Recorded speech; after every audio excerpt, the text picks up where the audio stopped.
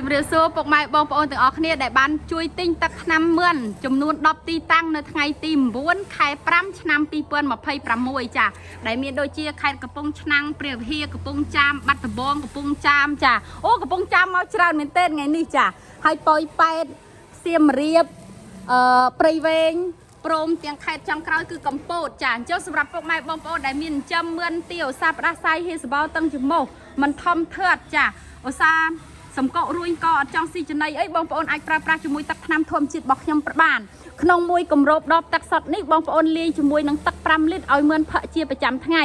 បើបងប្អូនយកទៅលាយចំណីមួយគម្របនេះលាយជាមួយនឹងចំណី1គីឡូចាហើយសម្រាប់ទឹកខ្ញីខួបខាងនេះគឺតួនាទីជួយទៅលើផ្ដាសាយហេសបោតសៃតសូងវាអត់ដើរស្រួលហ្នឹងគឺបងប្អូនប្រើប្រាស់បានដោយយកចាទឹកខ្ញី1ស្លាបព្រាបាយទៅលាយជាមួយនឹងទឹកចាវីតាមីននេះចំនួនកន្លះលីត្រកឡុកចូលគ្នាឲ្យសពហើយយកទៅលាយជាមួយនឹងទឹករបស់យើងហ្នឹងគឺ5លីត្រចាឲ្យវាផឹកជាប្រចាំថ្ងៃអញ្ចឹងបងដែលមានចម្ងល់អំពីការប្រើប្រាស់ទឹកថ្នាំមឿនអាចលំអិតជាមួយនឹងអ្នកលក់របស់ខ្ញុំបានចាហើយសម្រាប់បងប្អូនដែលត្រូវការចាតង់កស៊ូខ្មៅ UV យកទៅប្រក់ដំបូល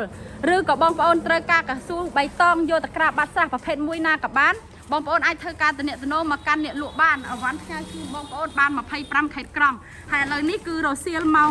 5:15នាទីថ្ងៃទី9ខែ5ឆ្នាំ2026ហ្នឹងគឺអត់ទាន់បានចេញទេដោយសារតែប្រឹងធ្វើការងារជូនពុកម៉ែបងប្អូនទាំងអស់គ្នាអញ្ចឹងសម្រាប់បងប្អូនទាំងអស់គ្នាដែលចង់កំងអីវ៉ាន់បងប្អូនអាចធ្វើការតំណែងបានហើយព័ត៌មានបន្ថែមបងប្អូនចូលក្នុងឆាតសូមអរគុណសូមគោរពលា